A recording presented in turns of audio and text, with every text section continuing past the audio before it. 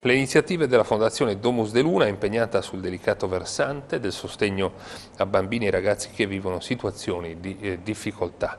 La creatura di Ugo Bressanello ha promosso un ciclo di incontri sui problemi delle famiglie e sulla tutela dei diritti dei minori. Tutti gli incontri si svolgono a Pirri, all'Ex-Me, uno spazio pubblico pienamente recuperato dopo anni di oblio. Vi lascio in compagnia del servizio di Massimiliano Rais, le immagini sono del nostro Angelo Deida. Grazie per l'attenzione, buona giornata a tutti, arrivederci. Un ciclo di incontri dedicato, incentrato sui problemi della famiglia, sui minori, sui problemi poi dei minori. Sì, come già abbiamo fatto l'anno scorso, quest'anno si riparte, abbiamo programmato fino a febbraio-marzo del 2014, ma in realtà stiamo già pensando a completare il prossimo anno. La richiesta è stata importante, la risposta altrettanto.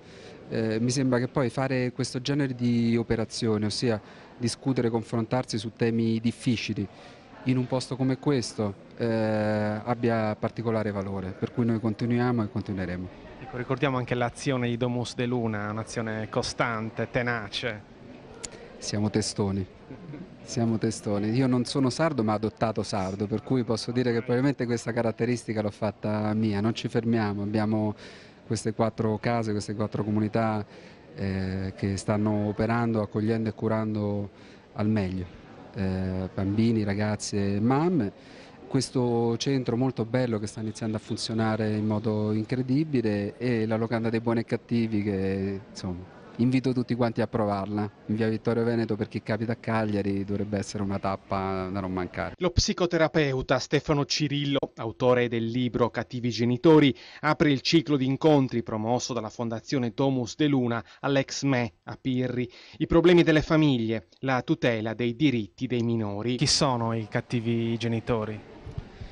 Di solito sono bambini che nella loro infanzia hanno sofferto di ferite, hanno sofferto carenze, hanno sofferto esperienze traumatiche, che hanno l'illusione in una relazione di coppia di riparare in maniera miracolosa quello che gli è capitato e che sono nuovamente delusi, come se avessero un'altra volta un'aspettativa che va fallita e che quindi non hanno le energie da dedicare alla cura dei figli, oppure che si aspettano che sia il figlio a curarli, che sia il figlio a dare loro una ragione di vita, e quindi diventano insofferenti e intolleranti per il fatto che invece il bambino richiede e non soltanto dà, e quindi finiscono per occuparsi malamente del figlio o addirittura per aggredirlo. Come rieducare i cattivi genitori? L'unico modo per aiutare queste persone è l'alleanza con la magistratura. E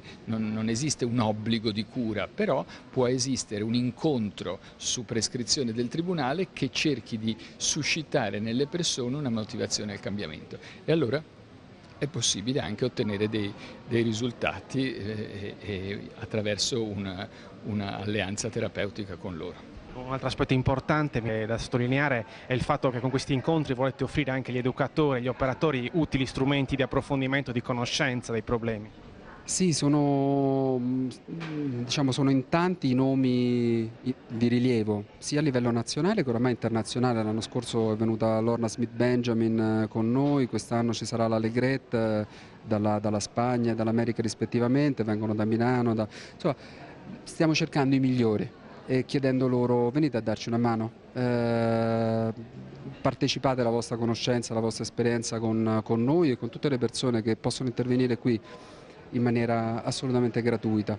Mi sembra che funzioni, è una bella formula, e fino a quando ci saranno così tante persone a venire, così tante persone che accettano i nostri inviti, non potremo che continuare.